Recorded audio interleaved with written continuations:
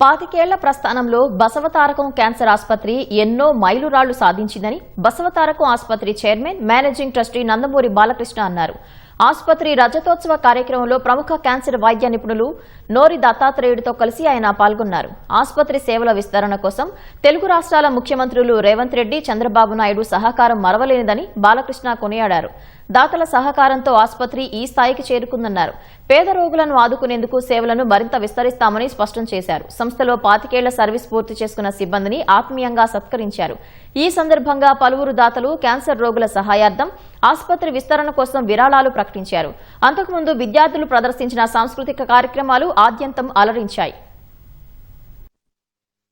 ఇంత పెద్ద కుటుంబం నాకు ఆ భగవంతుడు ప్రసాదించినందుకు, ఆ పుట్టిన దంపతులకు బిడ్డగా పుట్టినందుకు ఆ భగవంతుడికి నా కృతజ్ఞతలు తెలియజేసుకుంటున్నాను. అమ్మగారు ఒక ఆశయం తక్కువ ధరకి క్యాన్సర్ వైద్యాన్ని అందించాలని అంతర్జాతీయ ప్రమాణాలతో ఈ ఆసుపత్రి అందరికీ ఈ వైద్యాన్ని అందించాలని, అందరికంటే ఈ దేశంలోనే ఎక్కువ లాప్రోస్కోపిక్ ఆపరేషన్స్ చేసేది మన ఆసుపత్రి. అంతర్జాతీయ ప్రమాణాలతో కూడిన పరికరాల్లో ఏమాత్రం కాంప్రమైజ్ కాకుండా అన్ని విషయాల్లో సైక్లోట్రాన్ ఉంది, మనకి FDG మ్యానుఫ్యాక్చర్ చేస్తాము, రేడియేషన్కి ముడి సరుకు, దాన్ని బయట కూడా అమ్ముతాం మనం. సో ఇలా చేసుకుంటూ వెళ్తుంటే ఒక తృప్తి మనకి. తెలుగు రాష్ట్రాల యొక్క ముఖ్యమంత్రులు అయితేనేమి, public and private sector industries అయితేనేమి, అలాగే ముందు ఇలాగే ఏదైతే సహకారాలు అందిస్తున్నారో టాటా షోరోజీ మెమోరియల్ నుంచి 7.5 కోట్లు నిధులు తీసుకురావడం ఆసుపత్రికి ఎంత చేయడం జరిగింది. We will provide world-class cancer care for our patients, number one.